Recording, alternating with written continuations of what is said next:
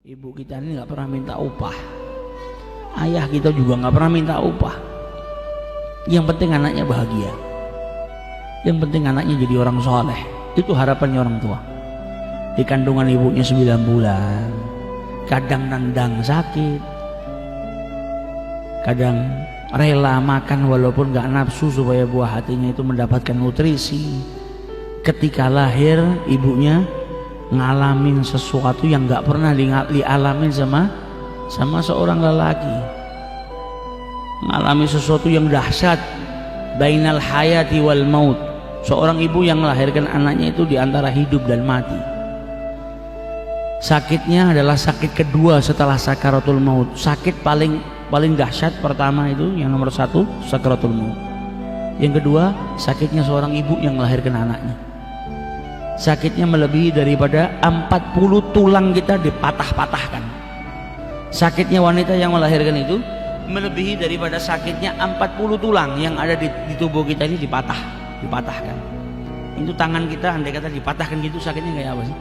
Ini 40 tulang dipatahkan, sakitnya lebih daripada itu. Itu ibu kita ngalamin proses yang sangat sakit demi mengeluarkan buah hatinya. Setelah itu bukan selesai.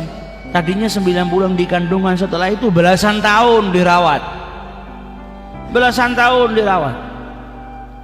Rela nggak makan demi anaknya, rela nggak tidur demi anaknya. Belum lagi ngeluarin kotoran, dicebokin sama orang tuanya, dimandiin. Tapi ada seorang anak yang malah orang tuanya di waktu tua kencing mau nyebokin jijik. Orang tuanya di masa tua sudah nggak bisa mandi sendiri, kemudian anaknya malas untuk memandikan kedua orang tuanya, padahal di masa kecil belasan tahun. Belum tentu orang tua yang nggak bisa mandi sendiri, nggak bisa cebok sendiri itu anaknya akan merawat belasan tahun seperti dia ngerawat, seperti dia dirawat sama orang tuanya. Ini semua kan dihisab sama Allah Subhanahu wa Ta'ala.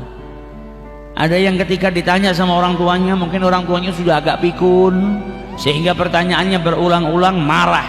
Dari tadi tanya terus dengan pertanyaan yang sama, padahal dia waktu kecil bertanya sama ayahnya dengan pertanyaan yang sama ribuan kali. Ayahnya nggak pernah bosan. Setiap melihat sesuatu, Pak ini apa? Dijawab sama bapaknya. Besok nak ketemu lagi nanya, Pak ini apa? Dijawab lagi sama bapaknya, dalam keadaan senyum dan senang. Berharap anaknya selalu bertanya, ayo tanya, saya kasih jawaban supaya engkau tambah pintar. Orang tuanya di masa tua tanya 2-3 kali dia sudah marah. Ini akan dihisab sama Allah. Engkau ngangkat suara, orang tuamu terkejut dengan suaramu yang keras sampai nyakitkan hatinya, arsy-Nya Allah bergoncang.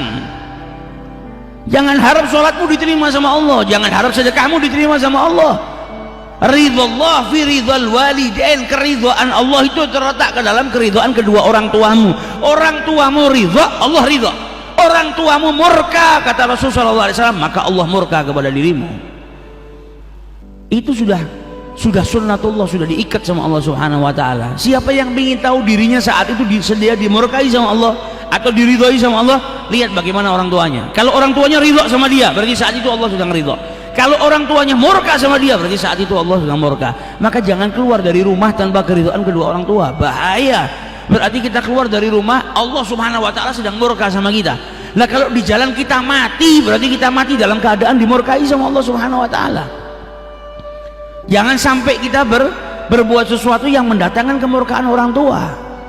Bahagiakan orang tua ini jimat kita yang terakhir, cara kita yang paling mudah untuk menuju surganya Allah Subhanahu wa Ta'ala. Sabar, rawat orang tua, apapun cobaannya, apapun godaannya.